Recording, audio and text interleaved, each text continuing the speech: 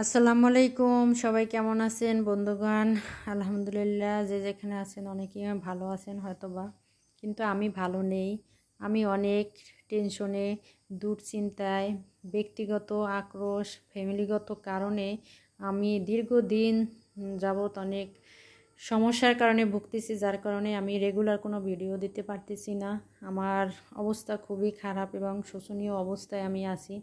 তো যাই হোক, এগুলো আর কি বলার মতো কথা না, আর শেয়ার করার মতো কোনো কথা না। তো আসলে কথায় আছে কি, যার জন্য করি চুরি সে বলে চোর। মানুষকে ভালো পথ দেখাতে নাই, তাহলেই হয়েছে কি আপনার বিপদ হবে আর আপনি সেখানে দোষী সাব্যস্ত হবেন, এটাই বাস্তবতা। আর মানুষকে যখনই কোনো আপনি ভালো পথ দেখাবেন বা তার জন্য কোনো কিছু করবেন, সেটার কিন্তু সুনাম কিংবা তার কোনো নাম একটা সময় থাকে না, থাকবো না। এটা পৃথিবীর ইতিহাস সাক্ষী, এটা ইতিহাসে আমরা পড়েছি, এটাই আর কি। তো আপনি কথায় আছে না, যার জন্য করবেন বা সে কোনো দিনও কৃতজ্ঞতা স্বীকার করবে না, তার জন্য আপনি কি করবেন না না করবেন, যদি 100% করেন সেক্ষেত্রে তারা 99%ও কৃতজ্ঞতা স্বীকার করবে না, স্বীকার করবে 1% যারা করছে ওইটাই স্বীকার করবে। এটাই হচ্ছে সমাজের বাস্তবতা। বয়স তো কম হয় নাই, দেখতে আসি চলতে আসি আর কি, সব কিছুই বাস্তবতার মুখে এখন আমি। তো যাই হোক, মনের কষ্ট মনে থাকুক।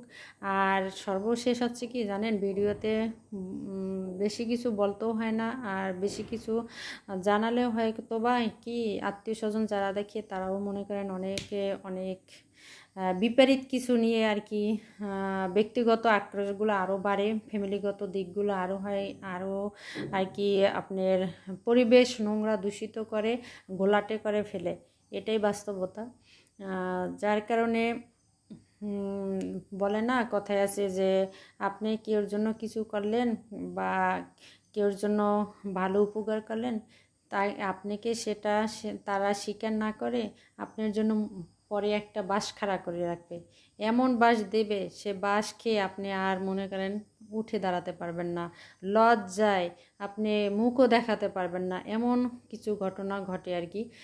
তো আসলে কেউর জন্য কিছু করতে হয় না, নিজেকে সময় দিতে হবে, নিজের জন্য বাঁচতে হবে, আর নিজের জন্য সব কিছু করতে হবে।